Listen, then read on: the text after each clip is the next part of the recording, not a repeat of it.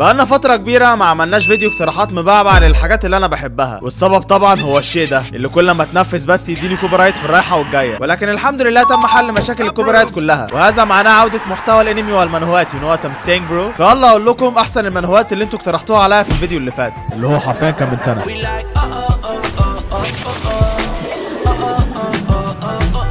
اول منهو عندنا النهارده وهي المنهو اللي بتجسد شخصيتي حرفيا، وهي طبعا ذا وورلد بيست انجينير او المهندس الاعظم في العالم. بطولة كاريكا. عالم المنهو هو لويد فرونتيرا. انا حرفيا لويد فرونتيرا هو البطل المثالي والواقعي واللي بيملك كل صفاتي الحقيره. 1 بيحب الفلوس. 2 مش بيفكر الا في نفسه. 3 بيحب الفلوس. 4 بيضحك ضحكات شرانيه كتير بشكل عشوائي. 5 واهم حاجه بيحب الفلوس. لويد فرونتيرا هو توأمي الكوري الروحي حرفيا. قصه المنهو بتحكي عن مهندس كوري نام في شقته، صحى تاني يوم لقى نفسه اتنقل لعالم الروايه اللي كان قاعد بيقراها بقاله فتره، وهي روايه الفارس الحديدي، وبيلاقي نفسه اتنقل في جسم شخصيه تافهه مكروهه اسمها لويد فرونتيرا، واللي المفروض كانت بتموت في بدايه الروايه. ولويد ده بيبقى ابن بارون غني ولكنه كان زمان، دلوقتي بقى مديون.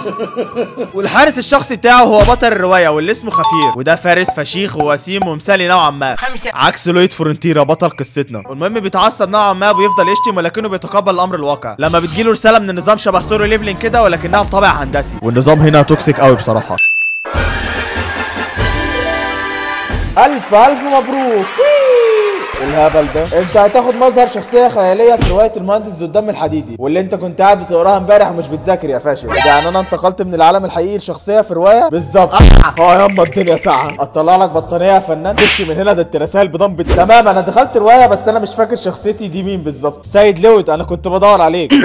يلا نرجع للقصر سوا. ايه ده؟ مش ده خفير بطل الروايه ولا انا بيتهيألي؟ هو انا داني بلويد دلوقتي؟ صحيح. هو انا المفروض ابقى لويد فرونتيرا المتخلف؟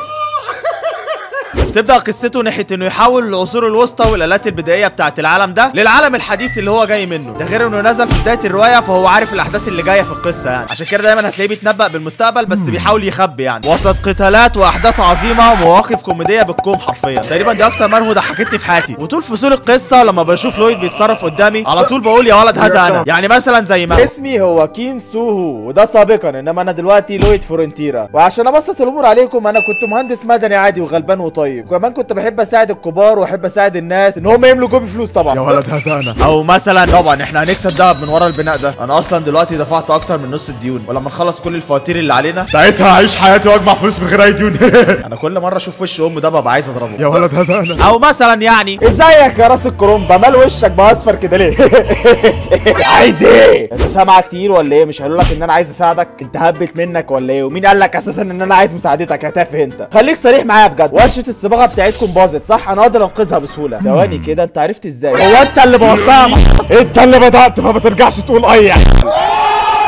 يا ولد هذا انا. المانهوا دي بصراحه من اعظم ما رايت ولازم تشوفها وارشحها لك بشده. المانهوا اللي بعد كده تقريبا لما تسمع معلوماتها احتمال تنزل تسبلي وانت في نهار رمضان، مش عارف اجيبها لك ازاي، ولكن المانهوا اللي بعد كده هي ويند بريكر. الله يخرب بيك. المانهوا الاسطوريه عن سباقات الدراجات. هتقول لي ايه المشكله في كده؟ هو لا مفيش طبعا مشكله ولا حاجه، غير حاجه بسيطه سيكه كده، انها 530 فصل ولسه مستمره لحد دلوقتي. ولكن تصدقني لو قلت لك اني خلصت 100 فصل في يوم واحد بس، مع اني لسه بادئها دلوقتي، وقررت اني احطها هنا. ما كنتش بجد متخيل اني هنسحل كده في رياضه مش مهمه بالنسبه لي زي الدراجات. رشحوها لي ناس كتير، ولكن كل مره اشوف الفكره كنت اقول ميه ايه القرف ده، وجيت اشوف اول فصل بس. حرفيا المانهوا كانت بتشتكي مني وبتقول لي قوم شوف لك حياه. قصه المانهوا بتحكي عن طالب متفوق اسمه جي هون، وهو امهر سواق دراجات في المدرسه تقريبا، بس من غير ما حد يعرف، لانه كان رئيس مجلس الطلبه وكان نرد شويه، لانه معتزل بسبب تركيزه على الدراسه، وكمان بسبب تنمر الشعب عليه، لانه لسه بيستعمل دراجته اللي من الطفوله لحد دلوقتي. المهم في مره هو رايح المدرسه بالدراجه دي، بيعمل واحد فرامل امريكاني على طريقه الفراري، وكل ده برجله بس، وبيخلي كل الموجودين يتنحوا لما يشوفوه. فبيلاحظوا قائد فريق دراجات مشهور اسمه يومي نيو، الله يخرب بيت ام الاسامي الكوري اللي جايبانا ورا دي، وبيبدا يتعرف عليه ويضمه للفريق بتاعه ويكون صديقه نوعا ما. وبتبدا من هنا واحده من اعظم قصص الرياضه اللي ممكن تشوفها في حياتك الترفيهيه. حرفيا من كتر انغماسي في المانهوا دي رحت اقنع الحاج يجيب لي دراجه ب 50,000 جنيه، فعمل لي حركه عيب ما ينفعش اطلعها عشان احنا في رمضان بس. فافتكرت هنا ان انا يوتيوبر وبكسب بالدولار، فقررت احوش لحد ما اجيبها، ولكني افتكرت ان يوتيوبر مصري كحيان يا دوبك الاعلانات بتظهر بالعافيه. فانتهى هنا طموحي ان اكون رياضي في العجل في نفس اليوم، ولسه مش مسامح على فكره. المانهوا اللي بعد كده وهي هاو تو فايت او فايرال هيت. المانهوا دي العظيم فيها انها في نفس عالم مانهوا لوكيزي، وده لوحده يوحي لك بعظمتها، ولكنها مختلفه نوعا ما في بدايتها. هنا احنا فعلا عندنا طالب بيتعرض للتنمر، ولكن الفرق الوحيد هنا ان البطل مش تخين او قبيح، لا هو بس قصير.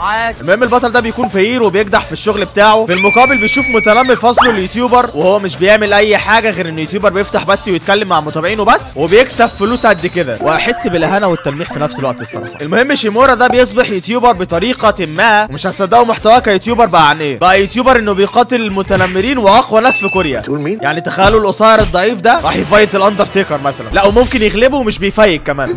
يعني انت هتشوفه ضد خبير تايكوندو، مصارع سومو، متنمر مدرسته الاول، وحرفيا المانهوا شدتني وخلتني احبها قوي. واتوقع السبب اللي شدني ليها قوي بسبب ان يوتيوبر وهما كانوا بيتكلموا عن المشاكل اللي بتواجه اليوتيوبر زي العلامه الصفراء يعني وكده. حرفيا العلامه الصفراء دي كابوس اي يوتيوبر، علامه اوكي سوري احنا في رمضان. طب هتسال ازاي الضعيف القله ده بيفايت العتاوله اللي انا لسه قايل عليهم دول؟ الفكره انه لا بالصدفه قناه يوتيوب ما فيهاش ولا مشترك ولا مشاهده واحده حرفيا على اي فيديو من فيديوهاتها، وكأن اليوتيوبر او الفرخه ده عامل القناه دي مخصوص لشيمورا، والراجل ده هو تقريبا افضل مقاتل في العالم بتاع المانهوا دي، وبيبدا يعلم شيمورا ازاي يقاتل وازاي يكون شخص عادي ممكن يغلب اي حد مهما كانت قوته حرفيا. المانهوا خلصتها في يومين بس، وبقيت بستنى افصلها واتفشخت من العظمه اللي فيها حرفيا، خصوصا لما شفت شخصيه من مانهوا لوكيزمي فيها، وما تقلقوش مش هقول لكم هي مين لاجل الحرق. المانهوا اللي بعد كده وهي اليسد، وبصراحه هذه المانهوا بيحبها كل من يعشق القطط، واللي انا واحد منهم بالمناسبه. حرفيا كنت مربي 4 قطط عندي في البيت قبل كده لحد ما قصه المانهوا بتدور في عالم طبيعي زي عالمنا، ولكن في نوع معين من البشر في العالم ده بيطلق عليهم لقب المستيقظين، ودول بشر بقدرات مميزه بس مش مبينين قدراتهم دي للبشر الطبيعيين. وفي واحد اسمه داكن، وده واحد من اعظم المستيقظين في العالم، بس اتغدر بيه وكان على وشك انه يموت لما كان الناس بيجروا وراه، وعشان يموه الناس اللي بتجري وراه شاف قطه قدامه قام سارق جسمها واتنقل فيه، بس بيغمى عليه عشان يصحى تاني يوم يلاقي نفسه مع اكتر واحد بيعشق القطط في الكوكب اللي اسمه يبقى جي وو، واللي كان بيعامله كقطه وبيضحك معاه وبيهزر معاه. هنا طبعا داكن واللي يعتبر اكتر كائن توكسيك ممكن تشوفه في حياتك اتعصب وقام بيتكلم معاه وزعق له. اسمع يا ابني، حرفيا نسى انه كان قطه ونزل فيه شتيمه. فجي وو اللي يعتبر متوحد وما عندوش اصدقاء غير القطط انبسط جدا وقرر يساعده انه يرجع جسمه الاصلي، وبالصدفه كايدن بيكتشف ان جي وو ده مستيقظ شبهه وعنده قدره السرعه، وعشان كده بالسبب ده ما كانش عنده ولا صديق لان هما كانوا بيخافوا منه وبيطلقوا عليه لقب الوحش بسبب سرعته. المانهوا دي مضحكه بطريقه بشعه بسبب المواقف الكتير اللي بتحصل بين القطه التوكسيك كايدن وجي وو، ومع الوقت كايدن هيحب جي وو كصاحبه جدا وطبعا كاصحابي الوانها، وهيبدا يساعده يقوي نفسه وهيحاول يرجع تاني كاعظم مستيقظ في العالم. المانهوا بصراحه لطيفه واحداثها عظيمه ومفاجاتها كتير، فبصراحه ارشحها ليكم وبشده عشان وبس كده اقتراحاتنا للنهارده تكون خلصت. لو عجبك الفيديو ما تنساش انك تكون عامل لايك وسبسكرايب وتكون كاتب اقتراحات ليا تحت في الكومنت، واكتر المانهوات اللي هيتم اقتراحها تحت في الكومنتات هبقى شايك عليها. والمهم كل سنه وانتم طيبين بمناسبه عيد الفطر، واشوفكم الفيديو الجاي. سلام.